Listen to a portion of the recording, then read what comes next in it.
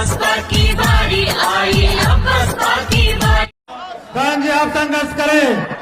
बहन कुमारी मायावती जी जिंदाबाद। बहन कुमारी मायावती जी जिंदाबाद। बहन जी आप संघर्ष करें। बहन जी आप संघर्ष करें। बहुजन समाज पार्टी जिंदाबाद। बहुजन समाज पार्टी जिंदाबाद। बहन कुमारी मायावती जी जिंदाबाद। बहन कुमारी मायावती जी जिंदाबाद। बहन जी आप संघर्ष करें। बहन जी आप संघर्ष करें। सब समाज के सम्मान में, सब समाज के सम्मान में बहन कुमारी मायावती जी जिंदाबाद। बहन कुमारी मायावती जी जिंदाबाद। बहन जी आप संघर्ष करें। बहन जी आप संघर्ष करें। बहन कुमारी मायावती जी जिंदाबाद। बहन कुमारी मायावती जी जिंदाबाद।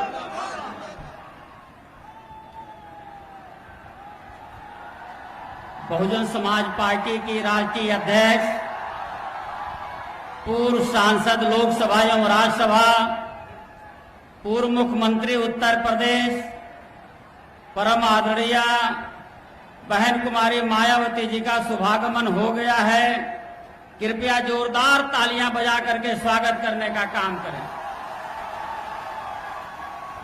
अब हम श्री श्याम सिंह यादव, माननीय सांसद प्रत्याशी जौनपुर, बहुजन समाज पार्टी का चुनाव चिन्ह हाथी, आदरणीय बहन जी को सौंप करके सम्मानित करना चाहते हैं श्री श्याम सिंह यादव जी।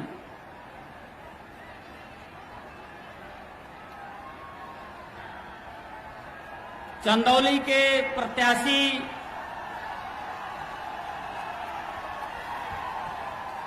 श्री सत्येंद्र मौर्य जी, मान्या बहन जी का सम्मान करना चाहते हैं।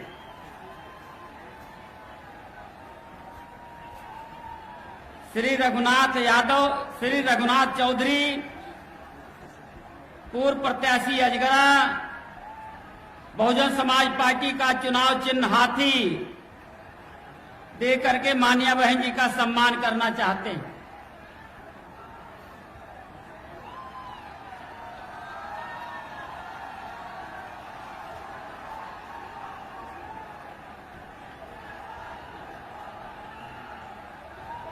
श्री अतहर जमाल लारी, ये बहुजन समाज पार्टी का हाथी चुनाव चिन्ह प्रदान करना चाहते हैं।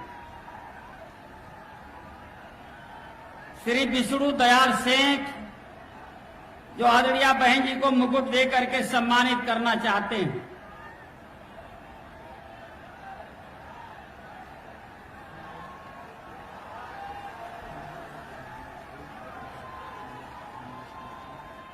श्री विनोद बागड़ी सम्मान करेंगे।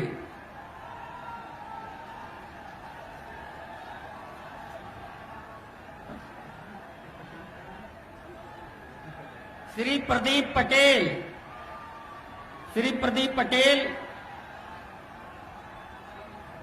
अब हम बहुत ही अदब के साथ विनम्र निवेदन करते हैं कि परम आदरणीय बहन जी हमें और उमड़ी हुई जनसैलाब को संबोधित करने का काम करें। आदरणीय बहन जी।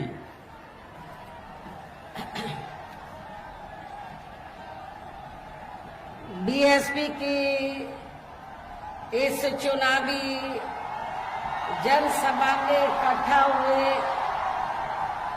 पार्टी के सभी छोटे बड़े पदाधिकारी एवं कार्यकर्तागण, आज आप लोग देश में व जहां आपके उत्तर प्रदेश स्टेट में भी लोकसभा के लिए हो रहे आम चुनाव में अपनी पार्टी के उम्मीदवारों के समर्थन में मुझे सुनने के लिए यहाँ भारी संख्या में इकट्ठा हुए हैं, तो उसके लिए मैं आप सभी लोगों का हार्दिक दिल से आभार प्रकट करती हूँ। वैसे आप लोगों को ये मालूम है कि हमारी पार्टी कांग्रेस, बीजेपी व अन्य किसी भी विरोधी पार्टी तथा गठबंधन आदि के साथ मिलकर नहीं, बल्कि अकेले ही अपनी पार्टी के बलबूते पर पूरी तैयारी व दमदारी के साथ ये चुनाव लड़ रही है। इसके साथ ही हमने टिकट बंटवारे के मामले में भी सर्व समाज के लोगों को उचित भागीदारी दी है। जिनको कामयाब बनाने के लिए अपनी पार्टी के लोग पूरे जी जान से लगे हैं। आप लोगों को ये मालूम है कि हमने आपके बनारस मंडल में तो सर्व समाज के लोगों को उचित भागीदारी दी है। आपके बनारस मंडल में हमने बैकवर्ड क्लास को भी मौका दिया है, अपर कास्ट को भी दिया है, मुस्लिम समाज को भी मौका दिया है और रिजर्व सीट पर दलित वर्ग को भी चुनाव लड़ने का मौका दिया है। इस प्रकार से हमने आपके बनारस मंडल में तो सर्व समाज के लोगों को उचित भागीदारी दी है। हालांकि आज आपकी इकट्ठा हुई अपार भीड़, वह भीड़ के जबरदस्त जोश को भी देखकर अब मुझे भी काफी हद तक ये भरोसा हो गया है कि पिछली बार की तरह इस बार भी आप लोग अपने प्रदेश से यहाँ लोकसभा चुनाव में अपनी पार्टी का बेहतर रिजल्ट जरूर लाएंगे। इसके लिए अब मैं आप लोगों का ध्यान कुछ जरूरी बातों की तरफ दिलाना चाहती हूँ और इस संबंध में विशेषकर मैं कांग्रेस, बीजेपी व इनके अन्य सभी सहयोगी दलों के बारे में ये कहना चाहूंगी कि आजादी के बाद शुरू में केंद्र व देश के काफी राज्यों में भी ज्यादातर सत्ता यहाँ कांग्रेस पार्टी के हाथों में ही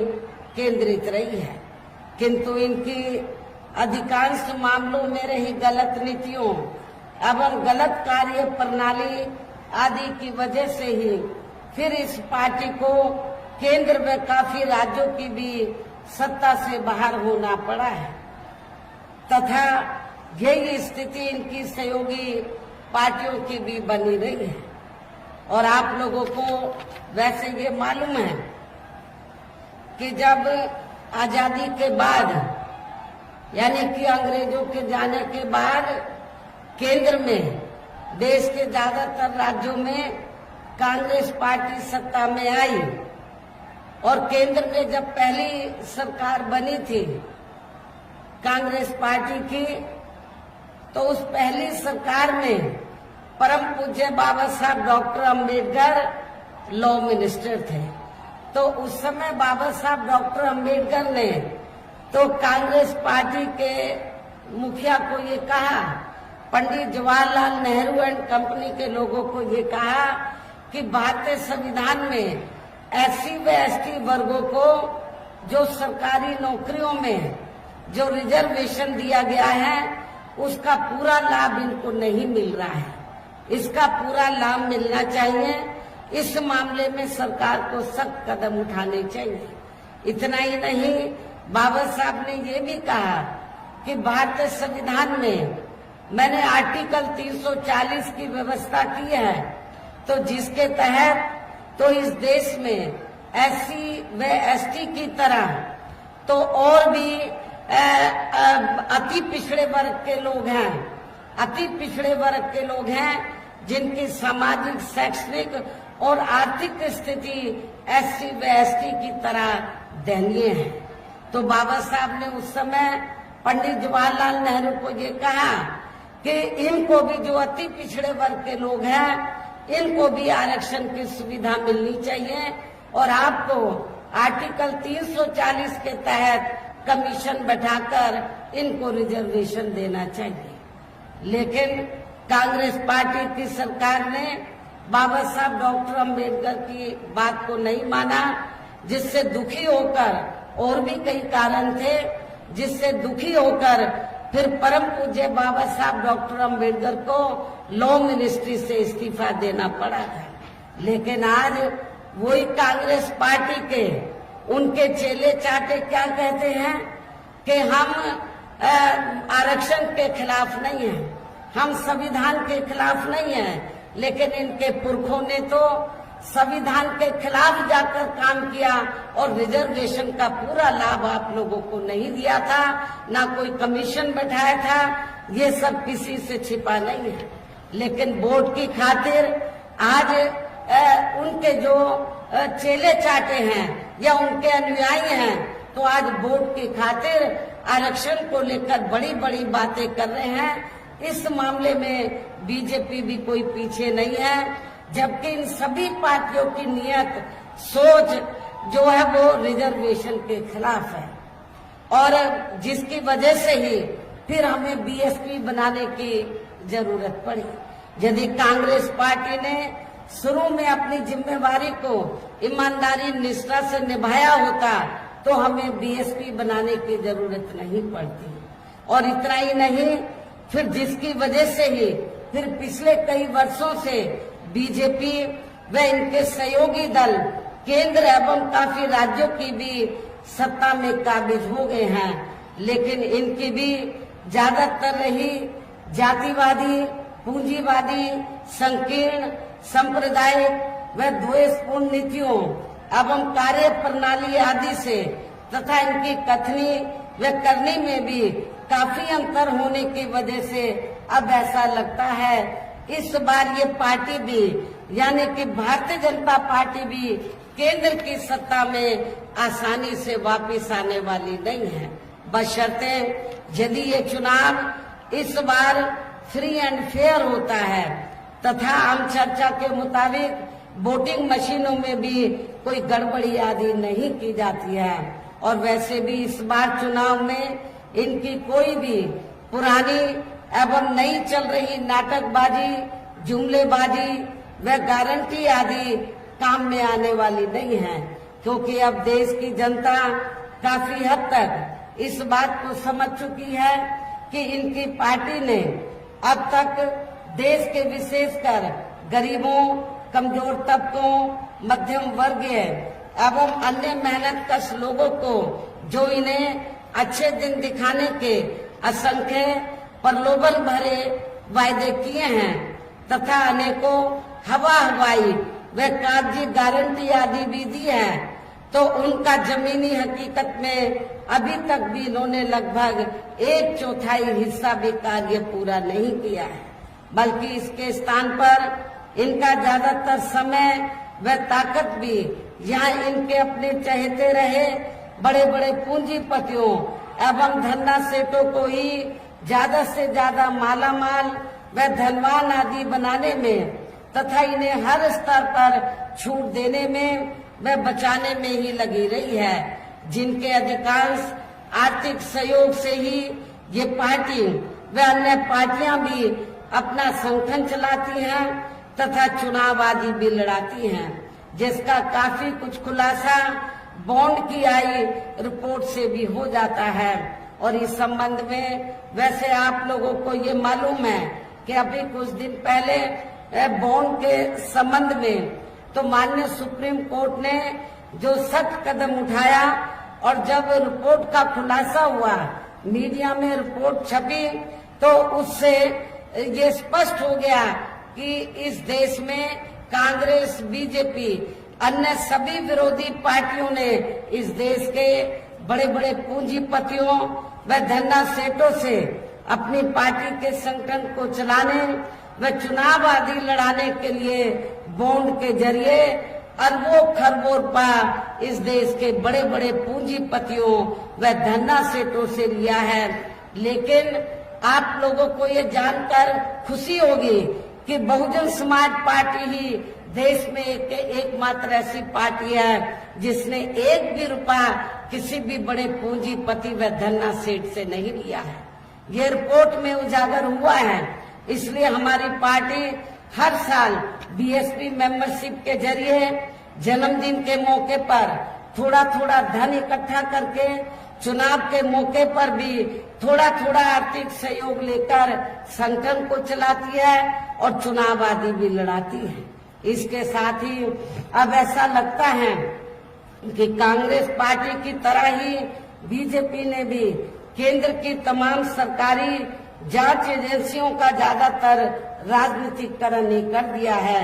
इसके अलावा देश के किसान वर्ग भी वर्तमान बीजेपी की सरकार में शुरू से ही अपनी विभिन्न समस्याओं को लेकर काफी ज्यादा दुखी व परेशान रहे हैं और अभी भी हैं। जबकि यूपी में 4 बार हमारी पार्टी की रही सरकार ने इनके हितों का भी हर स्तर पर विशेष ध्यान रखा है। हमने अपनी चारों हुकूमतों में किसानों को खेती करने के लिए समय से सस्ते साधन उपलब्ध कराए और उनकी फसल का भी उन्हें उचित दाम दिया है। इतना ही नहीं बल्कि केंद्र में पूर्व की रही कांग्रेसी सरकार की तरह ही वर्तमान भाजपा सरकार में भी इनकी जातिवादी, हीन, सांप्रदायिक एवं पूंजीवादी सोच व नीतियों के चलते ही पूरे देश में सर्व समाज में से खासकर गरीबों, दलितों, आदिवासियों, पिछड़े वर्गों, मुस्लिम एवं अन्य धार्मिक अल्पसंख्यक समाज के लोगों का भी पूर्ण रूप से विकास व उत्थान आदि नहीं हो सका है। और इस संदर्भ में वैसे आप लोगों को ये मालूम है कि पूरे देश में यहाँ दलितों, आदिवासियों एवं अन्य पिछड़े वर्गों का सरकारी नौकरियों में वर्षों से अधूरा पड़ा आरक्षण का कोटा भी अभी तक पूरा नहीं भरा गया है। विशेषकर SC व ST वर्गों के सरकारी कर्मचारियों का पदोन्नति में आरक्षण भी अब काफी हद तक प्रभावहीन ही बना दिया गया है। और खासकर जब समाजवादी पार्टी यहाँ सत्ता में थी तो उस समय तो इनका पदोन्नति में आरक्षण ही समाजवादी पार्टी की सरकार ने बिल्कुल खत्म कर दिया था। साथ ही केंद्र व राज्यों में भी विरोधी पार्टियों की रही सरकारों ने इन सभी वर्गों को प्राइवेट सेक्टर में आरक्षण दिए जाने की व्यवस्था किए बिना ही इनकी सरकारों के ज्यादातर सरकारी कार्य अब प्राइवेट सेक्टर के जरिए ही इनके बड़े बड़े पूंजीपतियों व धन्ना सेठों आदि को ही दिए जाने के कारण अब इनको पूरे देश में आरक्षण का बहुत कम ही लाभ मिल पा रहा है। इसी प्रकार इनका अन्य और मामलों में भी शोषण व उत्पीड़न आदि होना अभी तक भी बंद नहीं हुआ है। इनके साथ साथ मुस्लिम व अन्य धार्मिक अल्पसंख्यक समाज के लोगों की भी हालत हर स्तर पर यहाँ काफी ज्यादा खराब व दयनीय बनी हुई है, जिसका काफी कुछ खुलासा सच्चा कमेटी की रिपोर्ट में भी किया गया है। इतना ही नहीं बल्कि पिछले कुछ वर्षों से केंद्र व अधिकांश राज्यों में भी बीजेपी व RSS की सरकारों के चलते हुए अब इनका विकास में उत्थान आदि होना भी काफी हद तक बंद सा हो गया है। आए दिन इन पर खासकर हिंदुत्व की आड़ में हो रही जुर्म जाति भी यह काफी ज्यादा चरम सीमा पर पहुंच चुकी है। इनके साथ साथ अपर कास्ट समाज में से विशेषकर गरीब लोगों की भी हालत हमें कोई खास अच्छी नजर नहीं आती है। इनकी गलत कृषि नीतियों के कारण किसान वर्ग भी आए दिन आंदोलित ही बना रहता है। साथ ही इनकी गलत आर्थिक नीतियों की वजह से ही देश की अर्थव्यवस्था पर भी इसका काफी बुरा प्रभाव पड़ा है, जिससे अब विशेषकर छोटे एवं मध्यम वर्गीय व्यापारी वर्ग भी काफी ज्यादा दुखी व परेशान है। और अब केंद्र में पूर्व की रही सरकारों की तरह ही वर्तमान भाजपा सरकार में भी यहाँ पूरे देश में गरीबी, बेरोजगारी एवं महंगाई आदि भी लगातार काफी ज्यादा बढ़ रही है। देश में हर स्तर पर फैला भ्रष्टाचार भी अभी खत्म नहीं हुआ है। ऐसे में अब आप लोगों को देश में हो रहे लोकसभा आम चुनाव में कांग्रेस, बीजेपी व इनकी सहयोगी पार्टियों को भी केंद्र की सत्ता में आने से जरूर रोकना है। जिनकी गलत नीतियों व गलत कार्य प्रणाली आदि को आप लोग काफी हद तक आजमा भी चुके हैं। ऐसी स्थिति में अब ये विरोधी पार्टियां इस चुनाव में भी किस्म किस्म के साम दाम दंड भेद आदि अनेकों हथकंडे इस्तेमाल करके केंद्र की सत्ता में आने की भी पूरी कोशिश में लगी हैं, जिनसे अपनी पार्टी के लोगों को हर स्तर पर काफी ज्यादा सावधान रहना है। और इस मामले में विरोधी पार्टियां अपने अपने पक्ष में हवा बनाने के लिए खासकर मीडिया, ओपिनियन पोल व सर्वे आदि का जो बड़े पैमाने पर इस्तेमाल कर रही हैं, तो उनसे भी अपनी पार्टी के लोगों को बिल्कुल भी गुमराह नहीं होना है। इसके साथ ही विरोधी पार्टियों के विभिन्न रूपों में जारी किए गए इनके हवाई व प्रलोभन भरे चुनावी घोषणा पत्रों एवं वायदों आदि के बहकावे में भी अपनी पार्टी के लोगों को कतई नहीं आना है, जिन्हें ये पार्टियां चुनाव खत्म होने के बाद ज्यादातर अमल में नहीं लाती हैं और अब जिन पर से देश की जनता का अधिकांश विश्वास ही उठ गया है। यही खास वजह है कि हमारी पार्टी किसी भी चुनाव में अपनी पार्टी का कोई भी चुनावी घोषणा पत्र आदि जारी नहीं करती है। वैसे भी हमारी पार्टी किसी भी मामले में कहने में बहुत कम बल्कि कार्य करके दिखाने में ही ज्यादा विश्वास रखती है। और इस बात का सबसे बड़ा सबूत ये है कि उत्तर प्रदेश में 4 बार हमारी पार्टी के नेतृत्व में रही सरकार ने चुनाव में अपनी पार्टी के बिना कोई जारी किए गए चुनावी घोषणा पत्र के ही प्रदेश व आम जनहित में काफी कुछ ऐतिहासिक कार्य किए हैं, जिनकी अब देश में अधिकांश पार्टियों की सरकारें काफी नकल भी कर रही हैं। जबकि इस मामले में हमारी पार्टी का ये कहना है कि यदि इन पार्टियों के स्थान पर केंद्र में हमें अपनी पार्टी की सरकार बनाने का मौका मिलता है, तो तब फिर हमारी पार्टी की बनी सरकार केंद्र में यहाँ अब तक रही सभी विरोधी पार्टियों की सरकारों की तरह केवल हवाई व कागजी कार्य आदि नहीं करेगी, बल्कि उत्तर प्रदेश की तरह ही जमीनी हकीकत में ठोस कार्य करके दिखाएगी। और इस संदर्भ में खासकर मैं ये कहना चाहूंगी कि केंद्र द्वारा देश में पिछले कुछ समय से अति गरीब परिवारों को अस्थायी तौर पर फ्री में जो थोड़ी सी खाद्य सामग्री दी जा रही है, राशन आदि दिया जा रहा है, तो उससे इनका स्थायी तौर पर भला होने वाला नहीं है। और वैसे भी इनकी ये जटिल समस्या देश में हर हाथ को काम देने से ही केवल दूर हो सकती है, जिसकी तरफ हमारी पार्टी की बनी केंद्र की सरकार जरूर विशेष ध्यान देगी।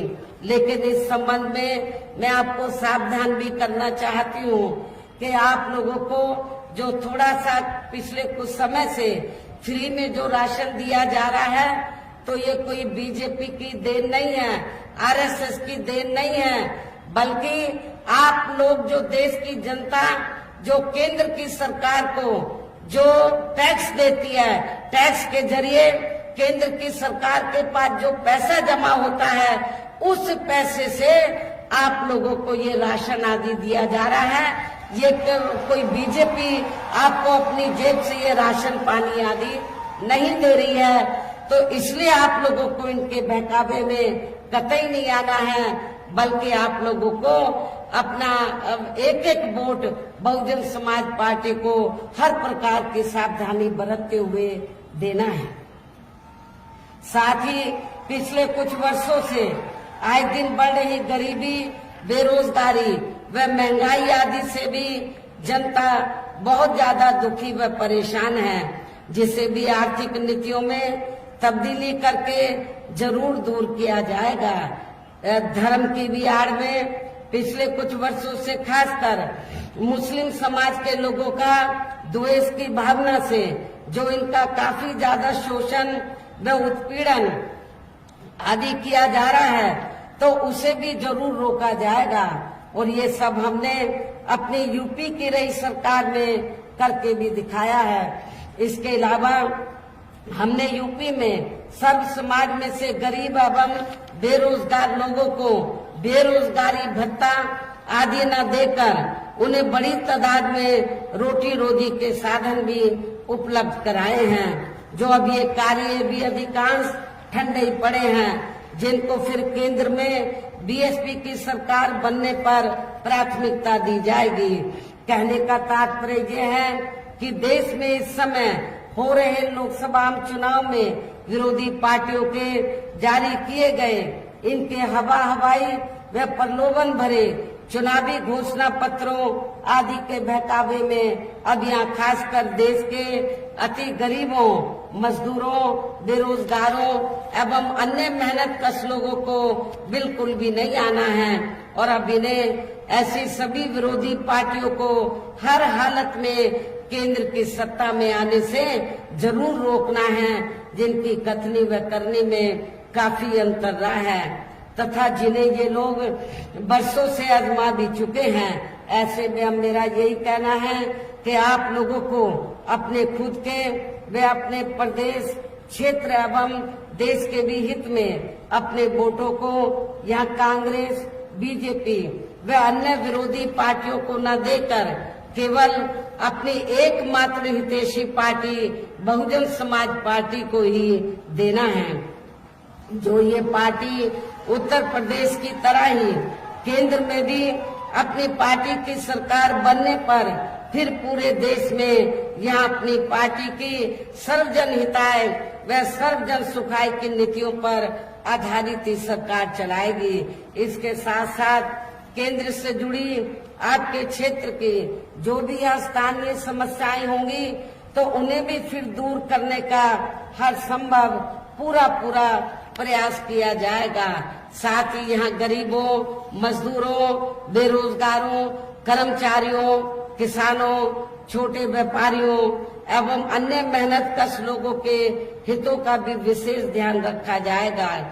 सर्व समाज में से खासकर दलितों, आदिवासियों, पिछड़े वर्गों, मुस्लिम व अन्य धार्मिक अल्पसंख्यक समाज के लोगों के विकास व उत्थान के साथ साथ हर स्तर पर इनकी सुरक्षा आदि के लिए भी सख्त कदम उठाए जाएंगे। और तभी फिर यहाँ वास्तव में अपने देश के महान संतों, गुरुओं व महापुरुषों में भी विशेषकर महात्मा ज्योतिराव फूले, श्री छत्रपति शाहू जी महाराज, श्री नारायण गुरु, बाबा साहब डॉक्टर भीमराव अम्बेडकर एवं मान्यवर श्री कांशीराम जी आदि का अधूरा रहा सपना जरूर साकार हो सकता है, जिनको यूपी में हमारी पार्टी की रही सरकार द्वारा हर स्तर पर पूरा आदर सम्मान दिया गया है।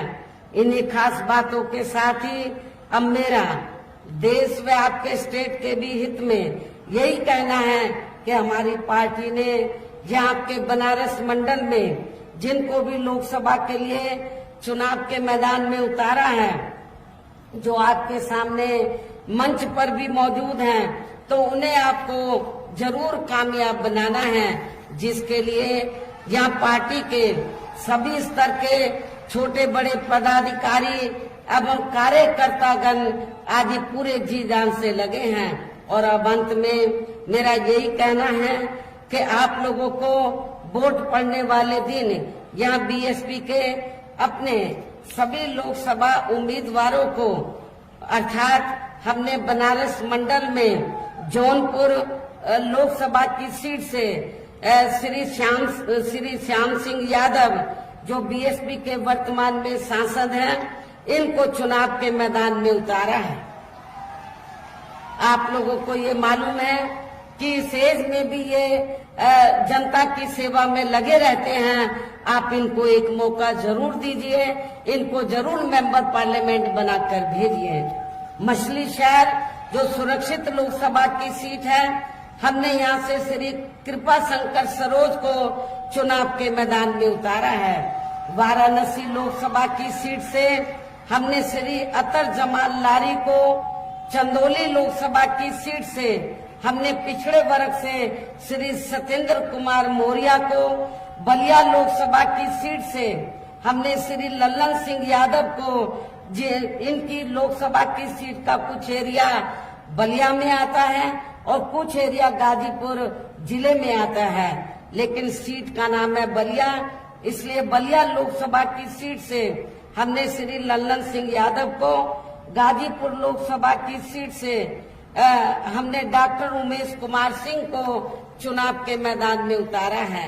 बीएसपी के ये सभी प्रत्याशी पूरे जी जान से आपके क्षेत्र में आप लोगों से वोट की अपील करने के लिए जी जान से लगे हैं। मेरी आप लोगों से पुरजोर अपील है कि आप लोग बहुजन समाज पार्टी के इन सभी प्रत्याशियों को बीएसपी का जो चुनाव चिन्ह हाथी है, हाथी चुनाव चिन्ह के सामने वाले बटन को दबाकर इनको भारी वोटों के अंतर से जरूर कामयाब बनाना है। इस खास अपील के साथ ही अब मैं अपनी बात यही समाप्त करती हूँ। जय भीम, जय भारत।